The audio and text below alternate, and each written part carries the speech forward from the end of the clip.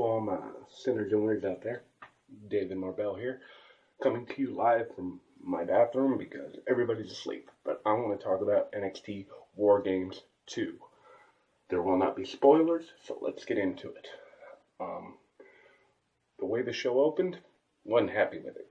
30-second squash. I never like those on pay-per-views or big shows. Save those for like your weekly shows. I don't like them on my big events. I just don't.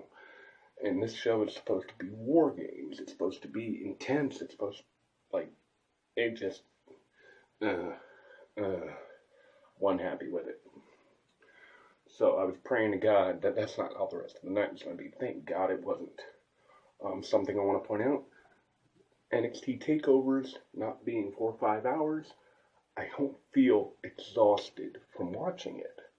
I feel energized. I feel excited. The main event had me rocking and rolling, had me pumped.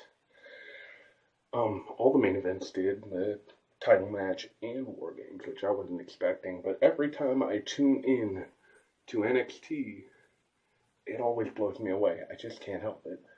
WWE needs to take the energy or whatever they're doing in NXT and put it on Monday Night Raw. Put it on SmackDown. Your ratings will go up. I guarantee you. Just, it reminded me why I love wrestling and why I'm in the sport myself. So it's just amazing. The NXT title match between the Hollywood Dream. No, it was Velveteen Dream doing a tribute to Hollywood Hogan. And if you're a wrestling fan and you didn't like that, what the hell is wrong with you? That was cool as hell. I love the tribute. I really do. So we had an NWO Hogan tribute. Awesome. And him facing for the NXT Championship versus Tommaso Ciampa. Now, I've been a fan of Ciampa's since Ring of Honor. And I think he kicked ass. I think he's a badass dude.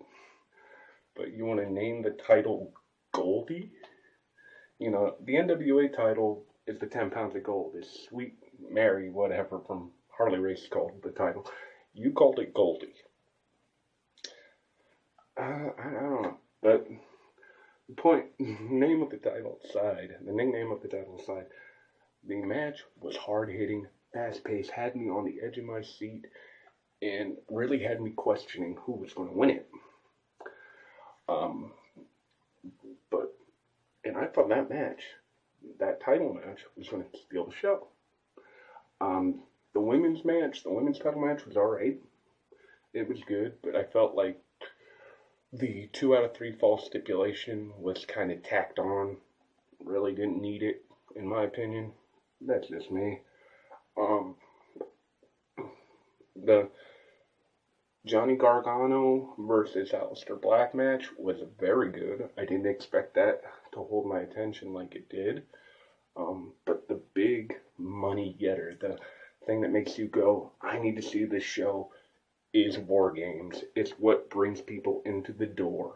As they see the words War Games, it brings them back to the days of NWA, WCW, and this match lives up to that hype. The War Raiders, Raymond Rowe and Hanson. Again, I've been a fan of Rose since 2007. That's when I first saw him compete against Samoa Joe in the main event of an indie show. And I've been a fan of his ever since. So seeing him on this bigger stage was awesome. Pete Dunne, who I've also been a fan of since his indie days in WCPW, also really cool to see him on the bigger stage in the main event match. Not to mention, he's the UK champion, longest champion in recent history, I do believe. Longest overall champion in recent history, I mean. But overall, A+, loved the show. Didn't like the 30-second squash, but the rest of the show was golden. If you missed it, go onto the WWE Network, look it up, watch the show from beginning to end. You will not be sorry. Now remember, everyone, like, subscribe, Share the links. Tell your friends. Help us grow right here on YouTube. I'm David Marbell, and I'll see you guys in my next video, whatever I decide to make. Peace out.